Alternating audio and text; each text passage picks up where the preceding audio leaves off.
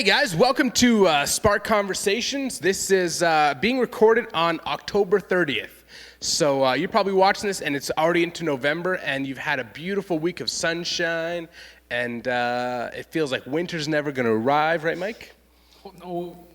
Oh, exactly. Oh, exactly. Excellent. So, for those of you guys who don't know, this Friday night we had a big escape room here at the church. So we did a bunch of games, activities, and kids had to work through puzzles and all kinds of stuff in order to get to the end of this game. Mike, how did your challenge go or your game? Well, my game went pretty well, actually. Most of the kids just came to me. Yeah, you were a popular one. Yeah, well, I guess it was the easiest one. You just throw a paper airplane through a hole. Yep. That's it. I actually tried for like 20 minutes before youth to do that, and I couldn't. So I don't know if that's just because I'm really bad at flying airplanes or what. Most people just got on the table, and most of the time they just got They got half the prize, right? Yeah, they got half the prize. There was only one team that I think threw a paper airplane. Well, now I feel less bad. That's good. That's good. So anyways, one of the things that really stood out to me about tonight is we had everybody working in teams, or almost everybody. There was one guy who's like, I want to do this myself. And he actually didn't do too bad. Looking at you, John. Yeah. But I think most people, they worked in their groups. And what I saw was when there was groups that were really committed to working together well, they excelled. They did really well. When there was a couple of groups that were just kind of like one person working and everybody else was just kind of tagging along and just watching what went down. And I don't think they came out so close to the front in this game. No, definitely not. No, there was I could tell that there was a lot of. Oh, what's the word? There was a lot of focus. Well, actually, there was the opposite. Oh yeah, that. There was a lot of non-focusing and non-cooperation almost. Yeah, that happened in a couple groups. Yeah, but most of them, though, they were doing fine. Absolutely. And so what kind of like struck me in all this is the idea of the value of working together. You know, something that always stands out to me is, you know, obviously I'm a pastor and I work with the church here, and there's this analogy that God often gives in the Bible about the church as being like a body. And it's this idea that we're meant to work together. We're not meant to be all distant and separated. We're meant to be so closely knit together that we can use our own skills and our own the things that we're good at, and we can use it alongside somebody who's good at something else, and together we can go further than we ever could alone. And in all this conversation about togetherness, I'm kind of struck with the idea that as the church, we're supposed to be close together, right, Mike? We're supposed to be well connected. Yeah, we're supposed to be close together, but I do find it a lot that some churches have a hard time actually getting close with their people. Yeah, it's almost like, you know, we show up to a service together and we're part of this church, but there's not really a sense of unity or community. Yeah, and I'm not judging anyone out there because, I mean, I'll be honest, when I go to church, like, I'm not going to talk to all 150 people. What? Yeah, but I guess making a habit or just an effort in general to just, I guess, have that community would be nice. Absolutely, and I think there's something really life-giving when we're well connected to each other, because, you know, when we try to do life on our own, things don't work out well. You know, I often say at youth, you know, we're not meant to do this life alone. You know, we're meant to be surrounded by people who are moving in the same direction as us. We're meant to be well connected to people because those connections help us grow, thrive, and like I said, go further than we could on our own.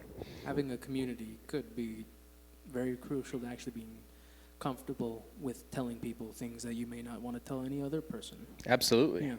Because you can build those levels of trust where you can really rely on people as opposed to just like random person over there. Yeah. This past week we actually had young adults kick off survival nights. It was pretty sweet. And Ren brought out a really cool fact that he had researched.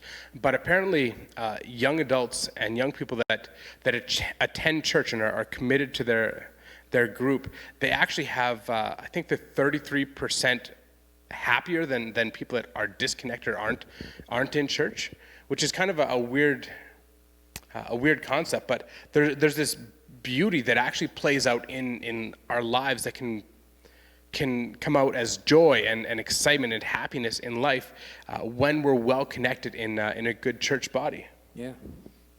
It's pretty sweet. And so the big question I guess we're going to try and drive at tonight is, what does community look like right now? Because, I mean, we're in the middle of a pandemic, and we're supposed to be social distancing.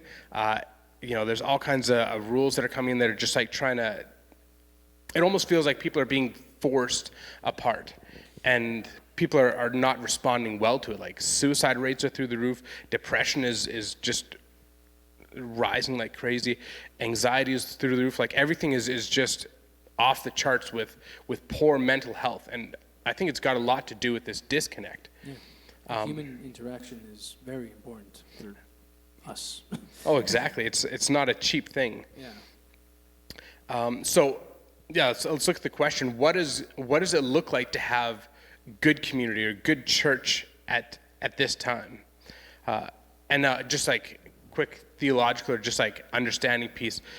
When you read through the Bible, oftentimes we read church and we think of like, oh, church building, like where we all go on a Sunday morning to do church. But the actual word that is in the New Testament that's translated to what we see as church is, I guess, ecclesia. And it's not talking about a building, it's talking about a group of people. And so when we talk about the church, we're not talking about this building that we're hanging out in. We're talking about this group of believers that are following and pursuing Christ together. So what does it look like to do Christian community well right now? Doing it well? Well,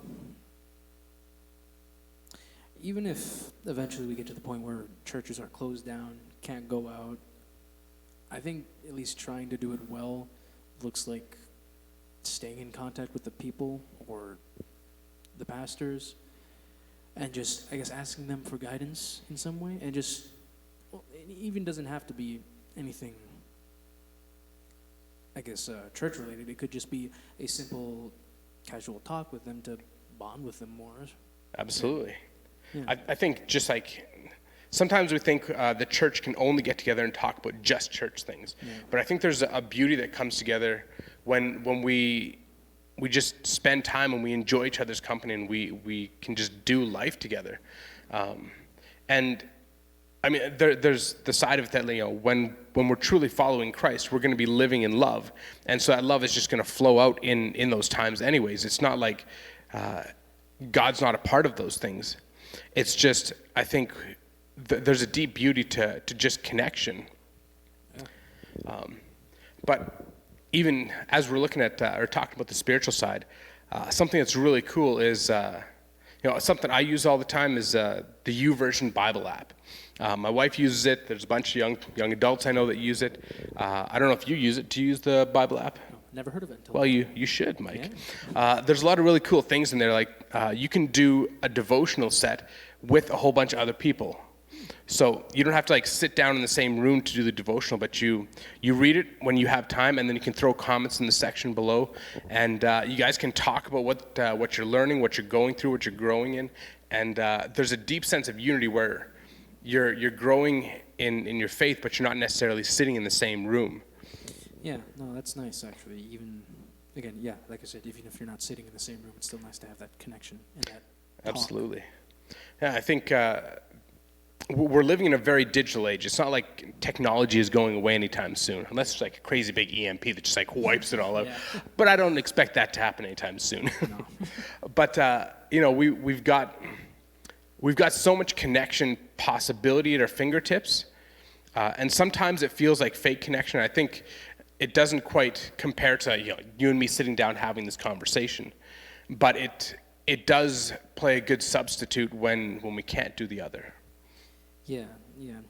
It's a pretty big problem nowadays, actually, that while people may talk online, there's a disconnect with a lot of people when they just talk online, and those are just their online friends. You have as many as you want, and you say, oh, they're my friends. And you can be as fake as you want online as well. You talk to them once every 5 months. Yeah. Yeah. Yeah, it's easy to put out a fake image online, but that's a big conversation for another time. Yeah. So I think we're gonna try and wrap this in, but I think the idea of connection is a super important one, especially in our day and age.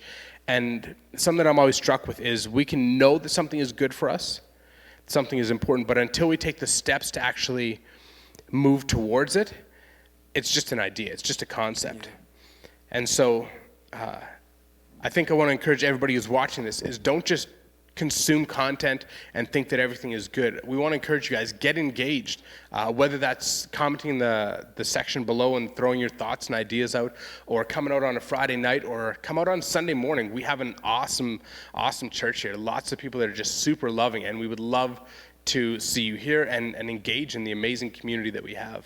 Yeah. So with that, I think we're going to move on to what's next. What is next? Stuff. Hi guys, welcome back to Fun Facts with Mike and Elias. So my fun fact for today is Superman didn't always fly.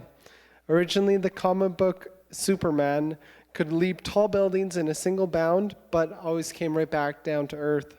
It wasn't until the 1940s, when animators were getting lazy, that they didn't want to constantly redraw him bending his knees to jump up, that they just made him be able to fly.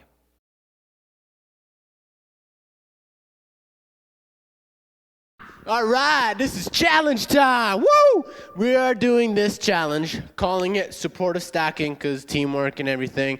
We got these cups. We're gonna put some time on, and we're gonna stack them. 1 minute. It's gonna be awesome. It's gonna be great. I'm gonna suck at this. I'm gonna lose. Okay? Put the mic down. Somebody's gonna give me the time. We'll see what's gonna happen.